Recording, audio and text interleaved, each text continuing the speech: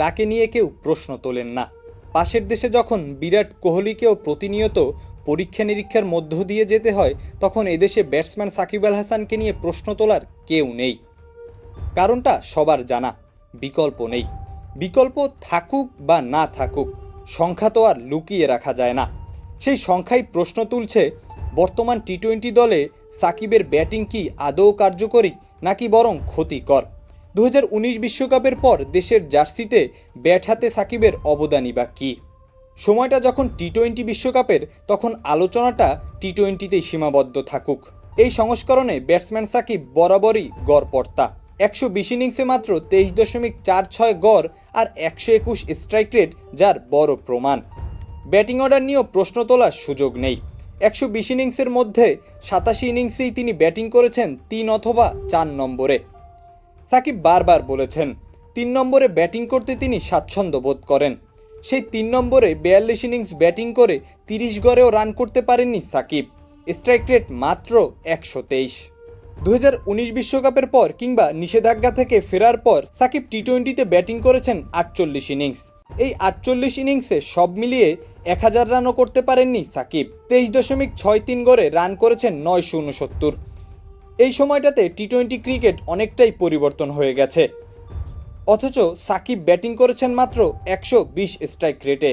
ছন্দটাও তার সঙ্গে নেই। টি-20 ক্রিকেটে সর্বশেষ সাকিব 50 পেয়েছেন সেই 2022 সালে, 17 ইনিংস আগে। এর সঙ্গে যোগ হয়েছে চোখের সমস্যা। তাতে জিম্বাবুয়ে সিরিজ ও যুক্তরাষ্ট্র সিরিজে তার আউট হওয়ার ধরন নিয়ে অনেকেই প্রশ্ন তুলছেন, বলছেন সাকিব আসলে বলটা দেখছেন তো? 2019 বিশ্বকাপের পর 3 সংস্করণ মিলিয়েও ব্যাটসম্যান সাকিবের গড় কমেছে। সাকিবের 3 সংস্করণ মিলিয়ে ক্যারিয়ার গড় যেখানে 34, সেখানে এই সময়টাতে তিনি ব্যাটিং করেছেন 30 গড়ে। বোলার সাকিবকে নিয়ে প্রশ্ন নেই, তবে ব্যাটসম্যান সাকিব নিজের পারফরমেন্স নিয়ে নিজেকে একবার প্রশ্ন করতেই পারেন। বেন স্টোকস ব্যাট হাতে একাই ম্যাচ জিতিয়েছেন এমন উদাহরণ অনেক আছে। সাকিব কয়টা ম্যাচ জেতাতে পেরেছেন, সেই প্রশ্নটা নিজেকে করতেই পারেন। অনেকেই বলতে পারেন এই সাকিবই তো টি-20তে দীর্ঘদিন 1 নম্বর অলরাউন্ডার ছিলেন। তাদের উদ্দেশ্যে বলতে হচ্ছে, টি-20তে ভারতের বুমরা বোলারদের র্যাঙ্কিংয়ে 100 নম্বরের মধ্যেও নেই, তার অবস্থান 103 নম্বরে। এরপরও এই বিশ্বকাপে সেরা বোলার কে হতে পারেন, সেই প্রশ্নে বেশিরভাগ মানুষ বুমরার নামটাই বলবে।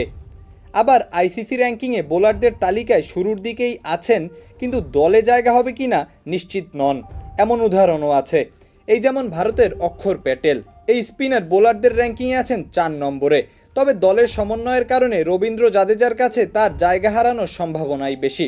আর যেই জাদেজার কাছে তিনি জায়গা হারাতে যাচ্ছেন, সেই জাদেজা বোলারদের র্যাঙ্কিংয়ে আছেন 147 নম্বরে। র্যাঙ্কিংয়ে কে কোথায় আছেন সেটা খুব বেশি গুরুত্ব বহন করে না।